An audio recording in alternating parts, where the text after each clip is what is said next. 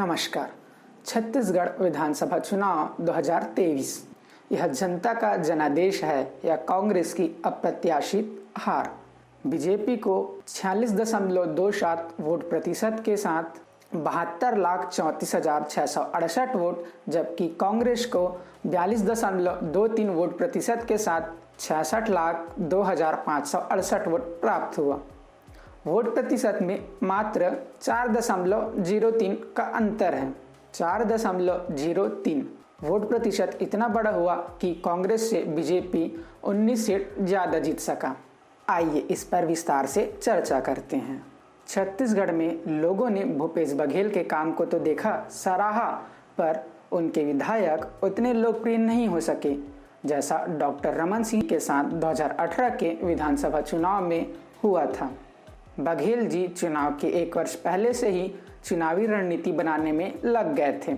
जगह जगह जाकर भेंट मुलाकात कार्यक्रम, जनसभाएं करना, किसानों के कर्ज माफी वाला आइडिया काम नहीं आया।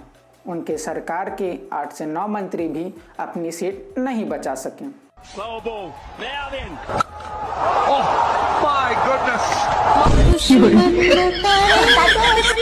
मध्य प्रदेश के लाडली बहन योजना के तर्ज पर छत्तीसगढ़ में बीजेपी ने विवाहित महिलाओं को 12,000 रुपये प्रति वर्ष देने का वादा किया। बीपीएल परिवार की महिलाओं को गैस सिलेंडर 500 रुपये देने का वादा किया गया। ईश्वर साहू साजा विधानसभा सीट से उन्होंने 7 बार के विधायक और मंत्री रहे रविंद्र चौबे को हरा दिया। शेर के सामने बकरल बांध देगा बोलते हैं। अच्छा। हाँ, वैसे भी गला बोला थे। अब वो तो आने वाला वक्त बताई का शेर बड़ा का बकरा बकरा। कमरधा और बेमेतरा का सांप्रदायिक हिंसा,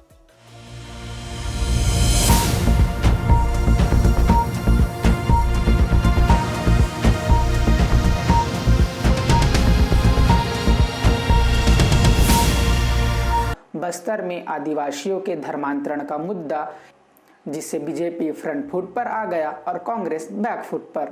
मतदान के बाद तक तो यही लग रहा था कि कांग्रेस 60% है और बीजेपी 40%, जो 3 दिसंबर 2023 को ठीक उल्टा हुआ। कहीं न कहीं सत्ता विरोधी भावना वोटरों के मन में पनप रहा था। पीएससी स्कैम, बिलासपुर में पीएम नरेंद्र मोदी की परिवर्तन महासंकल्प यात्रा।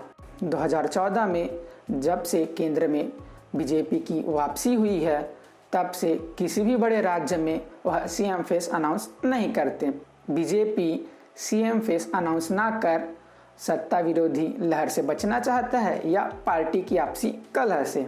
छत्तीसगढ़, मध्य प्रदेश, राजस्थान, इन सभी बड़े राज्यों में उन्होंने अपना सीएम कैंडिडेट अनाउंस नहीं किया। ये सभी चुनाव नरेंद्र मोदी के फेस पर लड़े गए हैं। छत्तीसगढ़ में जिन जिन विधानसभा क्षेत्रों में नरेंद्र मोदी की रैली हुई है, वहां पर उनका सक्सेस रेट 100% है। मुंगेली, रायपुर, कांकेर, सरगुजा, बिलासपुर या दुर्ग की बात की जाए, सभी जगहों पर बीजेपी के उम्मीदवार भारी मतों से जीते हैं, कांकेर को छोड़कर। कांकेर में बीजेपी के कैंडिडेट मात्र 16 वोट से विजयी हुए हैं। 5 वर्षों में युवाओं के लिए रोजगार के अवसर कम ही बने हैं। कांग्रेस के घोषणा पत्र में युवाओं के लिए कुछ खास नहीं था। सीजीपीएससी में घोटाला, एसआई भर्ती 5 वर्ष से अटका पड़ा है। वर रक्षक के लिए सीधी भर्ती, जिसमें भी अनियमितता के आरोप लगातार लगते रहे हैं। 2022 में युवाओं के लिए बेरोजगारी भत्ता स्कीम लाया गया, पर इसके नियम बहुत ज़्यादा कठिन थे। 1000 युवाओं में से लगभग 200 से 300 युवाओं को ही इस बेरोजगारी भत्ता का लाभ मिल पाया। छत्तीसगढ़ स्टार्टअप स्कीम की बात की जाए या मुख्यमंत्री नोनी सशक्तिकरण सहायता योजना, ये जमीनी स्तर पर उतने कारगर साबित नहीं हो पाए। छत्तीसगढ़ की 70% जनता कृषि पर निर्भर करता है। कांग्रेस ने अपने घोषणा पत्र में किसानों के लिए कर्ज माफी और 3200 रुपये प्रति क्विंटल धान खरीदी का वादा किया। बीजेपी ने कर्ज माफी तो नहीं किया, बल्कि 3100 रुपये प्रति क्विंटल एक मुश्त धान की कीमत देने का वादा किया। ग्राम पंचायत स्तर पर किसानों के लिए उनके खाते से पैसा निकालने की सुविधा का भी वादा किया गया। किसान समृद्ध योजना की बात की जाए या गोधन न्याय योजना, लोगों तक तो पहुंचा पर उसका लाभ सभी किसानों को नहीं मिल पाया। छत्तीसगढ़ के 4 चिन्हारी नरवा, गरुआ, घुरवा और बारी से छत्तीसगढ़ के 4 चिन्हारी दारू डिस्पोजल चखना पानी।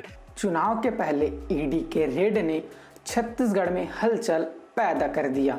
15 अक्टूबर को आईएएस ऑफिसर समीर विश्नोई गिरफ्तार होते हैं। अवैध शराब घोटाला, ईडी का रेड, महादेव सट्टा ऐप, बीजेपी इसे मुद्दा बनाकर भूपेश बघेल सरकार पर हमलावर हो गया। मतदान के ठीक 5 दिन पहले ईडी ने रायपुर और भिलाई से 5 करोड़ कैश और 15 करोड़ के सामान भी जब्त किए। बीजेपी की चुनाव रैली हो और राम मंदिर का जिक्र न हो, ऐसा संभव नहीं है। कांग्रेस ने छत्तीसगढ़ में राम वनगमन पथ, चंदखुरी में माता कौशल्या धाम विकसित किया। इसे वो पॉलिटिकल मुद्दा बनाने में असफल रहे। राम मंदिर का कांग्रेस और बीजेपी से पुराना नाता रहा है। बीजेपी ने अपने संकल्प पत्र में अयोध्या दर्शन का जिक्र किया। अमित शाह जी कहते हैं छत्तीसगढ़ के लोग 3 बार दिवाली मनाएंगे।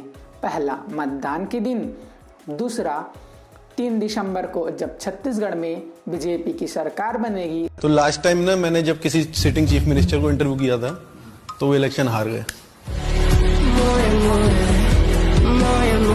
तीसरा 22 जनवरी को रामलला के विराजमान के अवसर पर